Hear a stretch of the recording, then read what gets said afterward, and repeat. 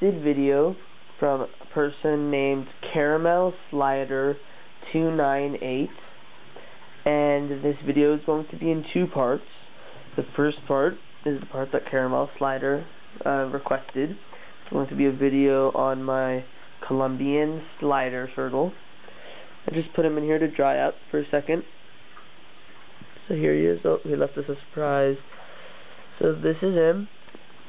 He's very fast. He's actually grown since I got him. He was smaller. He was about the size of 2 quarters. Do you know the money? It's 2 quarters. And now he's about the size of 2 half-dollar coins. So he's more than doubled. I don't have much good lighting here. Let me go somewhere else. Oh, this is good. So he has very nice coloring on him.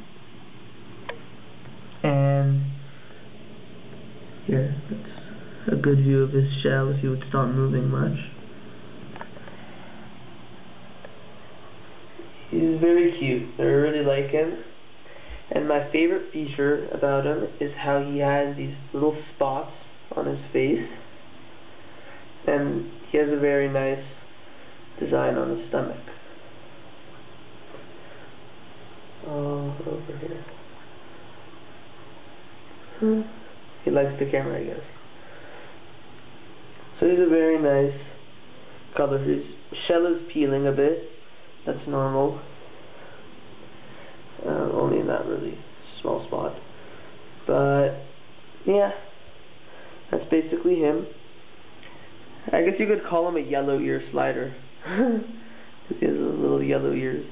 Well, I'm colorblind, so I can't really tell if that's yellow. That might be green, but to me it looks like yellow. So I would call him a yellow ear slider. But other than that, yeah, he's a really cool turtle. And I was gonna get a different Texas Diamondback, but when I saw him in there with the Texas Diamondback, I thought like, oh my god, I should get that because you know they're rarer, and I've always been interested in Colombian sliders. Not that I don't like Texas Diamondbacks. Those are like I can't explain it. It was hard to choose, but I just chose this guy because I wanted a different experience. And yeah, that's him. And now we're gonna go to the second part of this video, which is going to be the turtle tubs downstairs. So let's go. So here are the turtle tubs. I have 2 of them, and this is a far view of them. They are fairly large. They're about the size of 3 60 gallons. This is about a 180-gallon tank by itself. And as you can see, the water is very dirty. And that is because I have 8 turtles in here, and these turtles shit a lot. I just cleaned this water 3 days ago, so that's very weird because I don't even feed these turtles much because they're already growing huge, so I don't feed them as much as I would while they were in this tank, in like my room tank. But the turtles I have in here are the 4 red ear sliders. That's one of them that keeps coming up there. The 1 ornate red ear slider. The barber map, the false map, and my Rio Grande red ear slider. So I have 8 turtles in here. And one good thing about this tank is that it catches a lot of moths. So the moths just fall in the water and turtles get free meals, which is one extra bonus part of this tank. Another good part is that it has its own basking area. And right now I just turned on the light because it's gotten later in the afternoon and there's no sun on it right now. But Normally during the day, there's a lot more sun. Like, it gets really hot, so it's really good for the turtles. And since, as I was saying about the murky water, because the water is so murky, we built. Oh, by the way, these tanks are custom built. Originally, there's just this black bin, but we had a guy come and build this whole thing over it for us. He made 2 doors on each side, and so since this water is so dirty because there are a lot of turtles in there, we built a second one. There's no turtles in it right now, but it's the same thing, except there are larger rocks over there. These are just smaller pebbles. I think that I'm going to keep the more exotic turtles in here. Exotic compared to the regular sliders. So, like basically the two-map turtles and the ornate radio slider and the Rio Grande radio slider. So I'm going to keep those 4 in here and just the 4 radio sliders in here. So that way they can, have their own special needs. And that way they won't be fighting for basking space or water space, or the water won't get really dirty.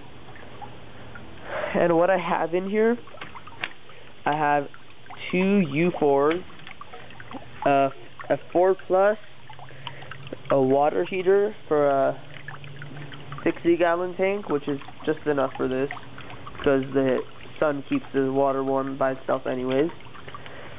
And that's it. And that UV light. But there really isn't much else. During the colder seasons, we're going to bring the turtles inside, or we'll just put more heaters in to keep them warmer, because I don't want my turtles to hibernate. But other than that, there's nothing much else. I clean the tank twice a week, maybe. I'm not sure. But I also never really had a chance to show you guys the 2 turtles that died. I keep them outside in a small container because I want to be able to keep their shells. So this is how I've done it.